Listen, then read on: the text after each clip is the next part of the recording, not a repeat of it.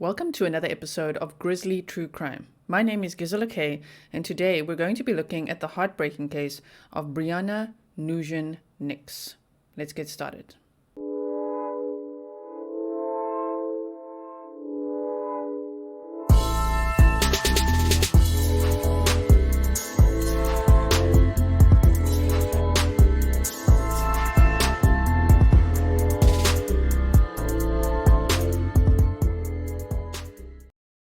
Thank you so much for joining me here today. If you are new here, then hello and welcome. I hope that you will enjoy today's episode, and I hope that at some point during this video or the next one, you'll consider subscribing and becoming a Grizzly. And if you are already a Grizzly, then welcome back. It's always nice to see you. Yes, I am trying out yet another wig. Just some backstory. Growing up, I was quite oppressed with how I had to dress and be and everything else. So I'm not going to spill the trauma, but I just want to say, yes, I express myself quite a bit, here and there. Some people are like, what's up with this lady and all the wigs? Yeah, I'm loving it. The makeup and the wigs and just everything. And I thank you that I can do that. I also wanted to show you this incredible mug. I wish I should have brought the other cup so you can see just how big this mug is. But it is so nice. It's from Amy. Thank you so much, Amy, for sending me this. This is so great. I really appreciate it. Thank you also to Jill for this beautiful necklace that you sent me. And thank you to Kathleen for this beautiful necklace. Man, I'm not doing it justice by showing it like this, but I will put Kathleen's link in the description box if you want to go and check out some of her incredible creations from South Africa that does ship all over the world. Okay, are we ready for the story today? Just trigger warning, please no. This is yet another one of those baby boys, except there's been no justice. This guy is living off Brianna's life insurance with his new girlfriend, sitting in the home that he shared with Breana, living his best life. So it's up to us to share this episode as much as possible to keep Breana's story in the spotlight, and you'll see in a moment why. Breana was born on May 13th, 1987. She met Stevie Nix in 2008, and in 2010 they got married. In 2019, Breana and Stephen moved to Hayden, Alabama, so that she could be closer to her sister, Brittany.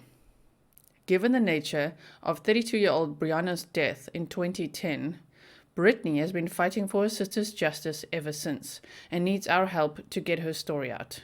Please share this episode. So do what you got to do. Like, comment, share, boost it into the algorithm, and please comment on other YouTubers' accounts as well. Maybe they can share it as well. That would be amazing if they could share Breana's story. Breana was a full-time nurse and the breadwinner of the household, working 2 different jobs. One at a hospital and another part-time at a separate medical facility. So full-time job at a hospital with 12-hour shifts as a nurse, and on top of that, a second part-time job to cover the costs of her life with Stephen. Stephen had a whole bunch of odd jobs. He was a janitor before, did a few little things, but he never really contributed financially. He left that all up to Breana, his wife. Brittany says that while Breana did not talk much about Stephen, she was aware that he was becoming more and more controlling over the years, especially with the finances, and that he had been unemployed for 5 years leading up to Breana's death. He liked to crack a few jokes also of being a proud stay-at-home hubby. He was so controlling that Breana had to start having things like parcels and orders and things delivered to her friends' homes because he was so frantically checking the mailbox and checking what she's ordering and saying that she's spending all their money that she decided, you know what, if I order anything, like from Amazon or anywhere, yeah, that's got to go to my friends' and family's homes. What a way to live with this guy. Oh my word. He was also tracking her cell phone to monitor her locations and whereabouts when she wasn't at work. So if you knew, okay, she's at work. Great. Any time beyond work, he was tracking her. I'm not too sure if it's with her consent or not. I would assume not, but I don't know. He was tracking her every move and really making sure to control her. Sometimes Brittany would ask Steven to help her with some handyman tasks. So this is now Brianna's sister, right? And when he dragged his butt over to her house, you know what he did? He spent the time complaining about Breana. Because that's what you do with your sister-in-law. It's like, read the room and know your audience. So he blabbed out to Brittany what a shopaholic Breana was and implied that without him, they'd be broke. Of course, as one might guess, Stevie Boi over here was actually the spender. Yes. And the broke ass in the home. He was also a thief who liked to steal Brianna's Adderall that she had a prescription for to treat her ADHD. So if she didn't hide it from him, he would steal it and use it recreationally, and then she'd run out of medication. Oh my word. She also couldn't take him anywhere, because when she did, you know what he did? Spent his time rating all the women around them. Ooh, that one is a 6 out of 10.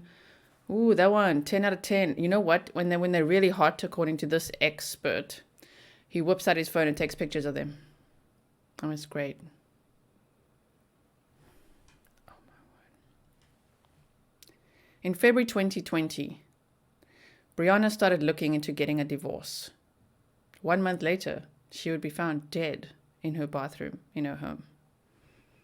On Monday, March 2nd, 2020, Breana had just completed the night shift at the hospital where she worked from 7 p.m. until 7 a.m. She must have been really tired, and who knows if she actually worked before that with her other job. I mean, we just don't know. What if she worked there from, I don't know, even if it's a small part-time one, let's say from 4 p.m. until 7 p.m. and then the night shift. I mean, I can only imagine she must have been really tired and excited to get home just to rest a little bit before the next night shift. She filled in some paperwork for about 30 minutes when she was done with her shift, which is apparently normal, and then she headed home, which also took about 30 minutes. This means she would be getting home around 8 a.m. Of course, exhausted, ready to hop in bed. At midday, Brittany got a call from Steven where he nonchalantly asked her, "Hey, what are you doing?" And then she answered something and he said, "Well, your sister's just tried to kill herself, so you need to get over here." Brittany first thought it was a joke because of how relaxed he was, but when she realized he was serious, she immediately raced over there, which took her about 40 minutes, and when she arrived, the place was swarming with police and paramedics. She rushed through the door and saw Steven sitting on the couch staring at the floor, trying to look distraught, if you know what I'm saying. And then his mommy and daddy on either side of him actually looking distraught from what Brittany was saying. They were in shock.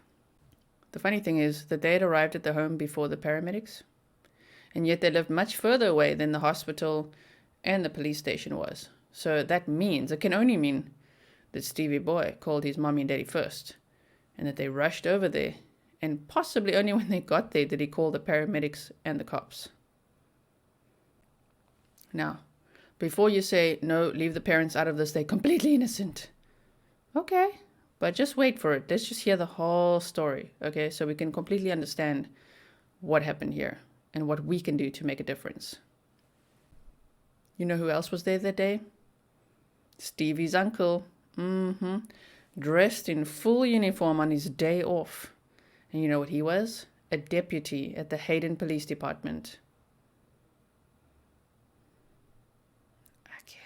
Here was Steven's version of events, even though his timeline changed just a little bit with how he spoke to the police, how he spoke to Brittany, and just everyone that he told the story to. There's a few discrepancies in his timeline, but let's hear how he said it went. He said that at 11 a.m. that morning, 3 hours after Breana would have arrived home, he heard a thump in the bathroom and wasn't sure if maybe she dropped her cell phone or really what had happened. But he didn't check on her. Because, you know, he was a very busy guy. He had banking to do and he needed to go to the dump. Yeah, not for a dump, like to the dump. What is with these baby boys going to the dump? Like, seriously. And he didn't take out the trash to the dump. The trash was freaking full. So keep that in mind. He says he was gone for about an hour. And when he returned, he checked on Breana, who was still in the bathroom. He pushed open the door, struggling to do so because she was lying against it. I mean, even that sounds like he's blaming her. And noticed that her feet were blue. He called 911, did compressions on her, and noticed that there was a needle in the sink and a few drops of blood.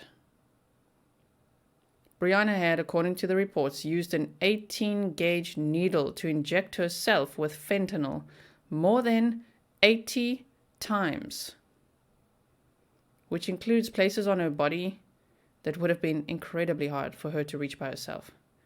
She was also a nurse, remember, so she would have been an expert at needles, and she would know that an 18-gauge needle is usually used to draw medication out of vials and not to inject oneself with.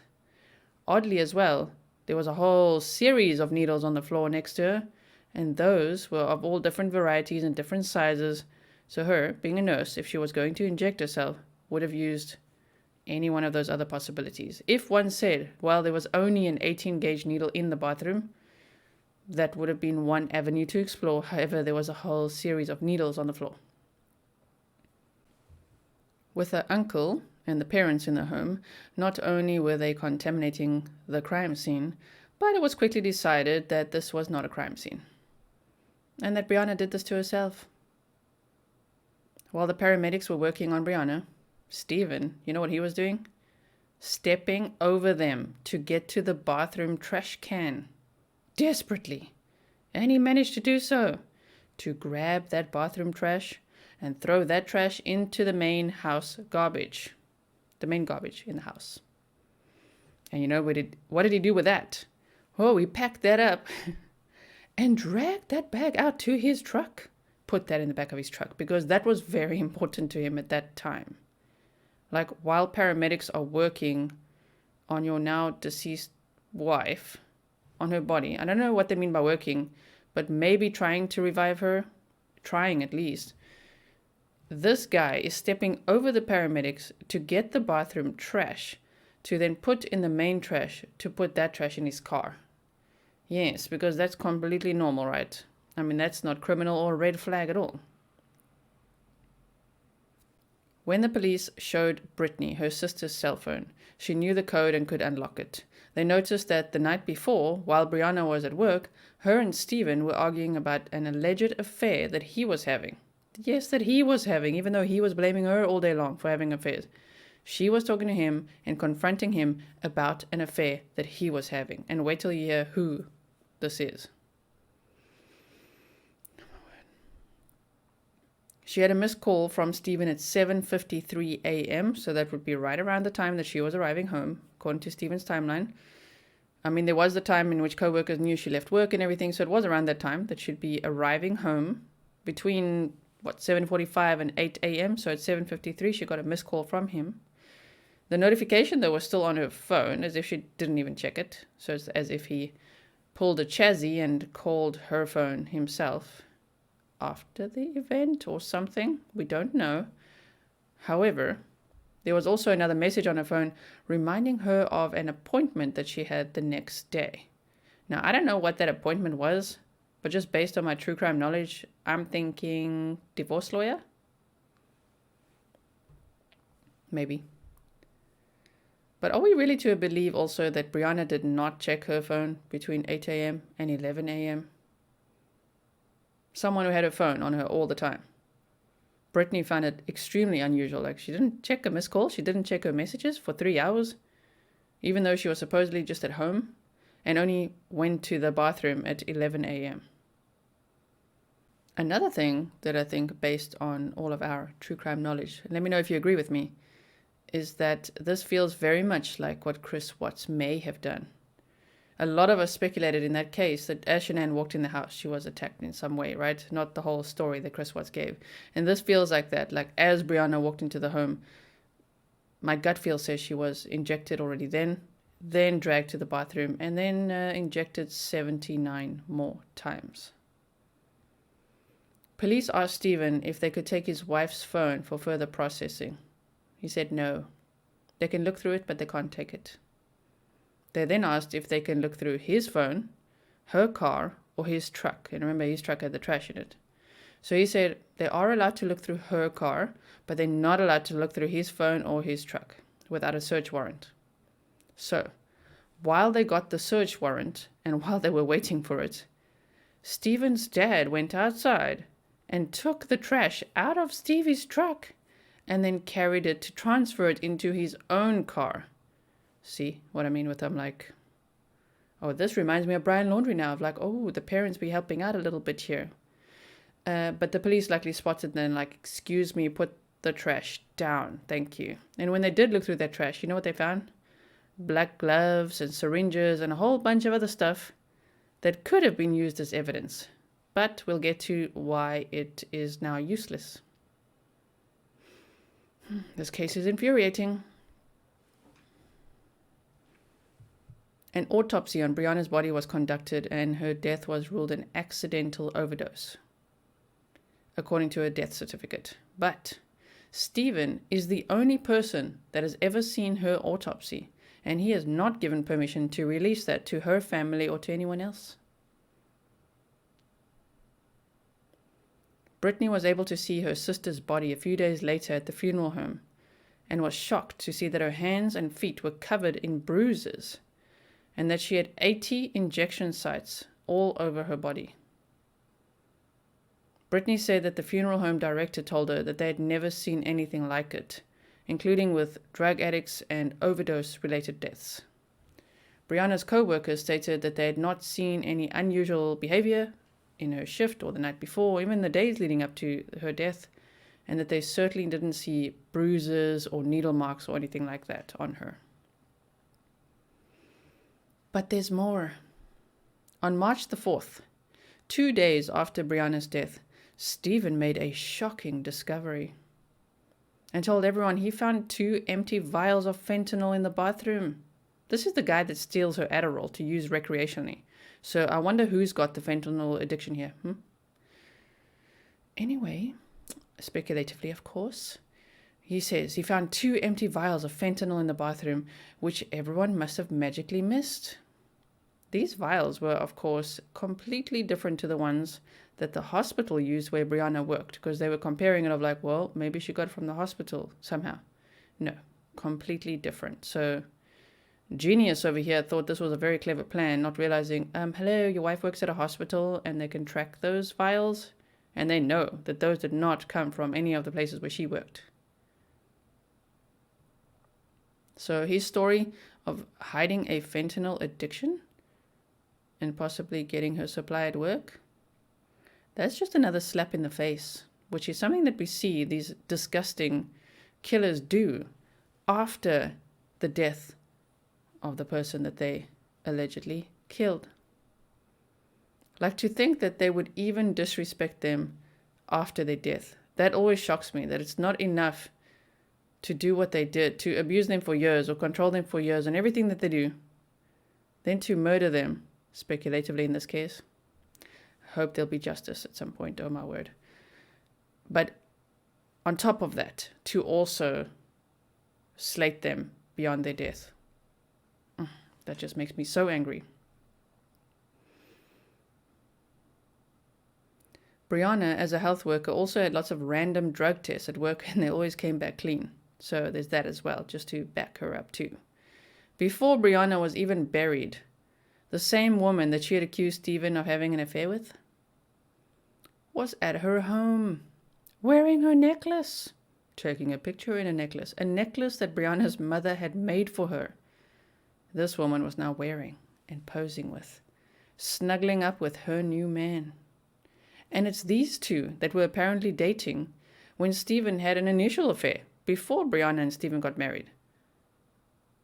So this is a blast from the past. Someone rising from the swamps to, I don't know what, claim her man. Like, you can have him, honestly. This is disgusting. And apparently this woman, whose name I still don't know, I'm doing a deep dive, let me know. But from what I've read, everywhere I could find information, this woman is not only slating Brianna on Facebook or all over social media, but yes, living in her home with the man that killed her, allegedly. Oh my word. So, to make matters worse, she's living in the home with Steven, where the two of them are enjoying the $160,000 that they got from life insurance from Brianna's tragic death. 6 months before her death, Breana had actually paid a premium to double her life insurance, which is a bit odd, right? But we can only imagine who pushed her to do that. You know what else she was possibly pushed to do? Is to file for bankruptcy, so that if she died, in the unlikely event that she would die, that life insurance wouldn't just pay off their debts. No, he got her to file for bankruptcy, so that if she died, the life insurance policy would be straight cash for him. And it was. That is what is so sickening. He was paid out the $160,000. Steven bought himself a brand new gun and some ostrich skin boots with some of the money, and delayed buying Breana a headstone. And of course, he also told her family that they needed to chip in for that headstone, because he was for sure as hell not going to fork out all his money to pay for that. Brianna's family want to file a wrongful death lawsuit, but to do that, they need a copy of her autopsy report, which we already know Steven is refusing to release. And even though her death was ruled an accidental overdose, i.e. an unaliving herself event, and yes, I have to use that word, thank you, according to YouTube's rules, okay, the police are not releasing her autopsy report because they say that this is an active criminal investigation. But now my question is, how in the heck did Stevie Boi over there get paid out the full life insurance if this is still an active and ongoing investigation? Like, this feels super botched from every angle, including the police. There is a 2-year statute of limitation to file a wrongful death suit. So we all have limited time to get her story out and to support this family as they file for this. All of the evidence that was collected on March 2nd was never put into an evidence locker, but rather sat on the desk of a female investigator for 15 months. It doesn't matter if she's male or female, I'm just saying it for factual information. This investigator has since been removed from the case and from the Blount County Sheriff's Department, and no one really knows why. 15 months with this evidence on your desk? Okay, and then you know those vials that Steven piped up with 2 days later? Yeah, photos were taken of those, but unfortunately the police officers were using their bare hands to do that. So evidence on them has also been destroyed. So without a full-on confession from Stevie, who, yes, is now living his best life with his new girlfriend, there is only the wrongful death suit that could get Breana the justice that she deserves. I believe that public pressure and social media exposure could help the situation. So let's share, let's comment, let's do what we need to do to get Breana's story out. Steven has not even been named a person of interest in Breana's death, and he's never been interrogated. He has, in the meantime, installed a bunch of cameras around the home and is apparently described as a recluse, like he's too scared to come out of the house. So is it just me, or is he ordering a whole bunch of parcels, as he was before, even though he was blaming Breana for all of that. Okay, I think we should all fight for the day that we see him in the same position as we saw Chris Watts and Chazzy Boy. Unfortunately, we never got to see Brian Laundrie in that position, being interrogated and questioned. But let's hope we can get this one in that hot seat. So let's see what we can do to make that happen. So here's a few things. The family has started a petition to put pressure on the police to release Breana's autopsy report. I will share all the links in the description box below. Please click on them and go and sign that petition, okay? Then you can also find more information about Breana's story and what happened to her on a Facebook group called Justice for Breana Nix, which is managed by her family. And then there is also a fundraiser, which is a GoFundMe that her sister is running. and they have raised $1,290 out of $20,000 so far, and that would be today on the 30th of January 2022, depending on when you watch this video. So if you could go over there. I mean, I don't always share GoFundMes. I do also have to vet them a little bit myself because I get some strange emails sometimes, believe it or not. People trying to take advantage of my platform and my kindness. Luckily, I'm quite the red flag spotter. Anyway, so this one, I think this is perfectly reasonable and safe, and I think I will put this link in the description box as well if you want to go and donate to help raise funds to push this investigation forward, because in my mind, this is for sure a murder investigation that should have happened. This is not an accidental overdose with an 18-gauge needle where this lady, a nurse, injected herself 80 times and 6 months earlier, doubled her life insurance premium, filed for bankruptcy, and was confronting her husband about cheating with a woman that he had already cheated with before. Do you see what I'm saying? So, I hope that you will do all those things, or just any one of those things, or at least like this video and share it if you can. There's a share button at the bottom. You can share it on all your social media. If you share it on Twitter or Instagram or Facebook or wherever you want to, that would be amazing.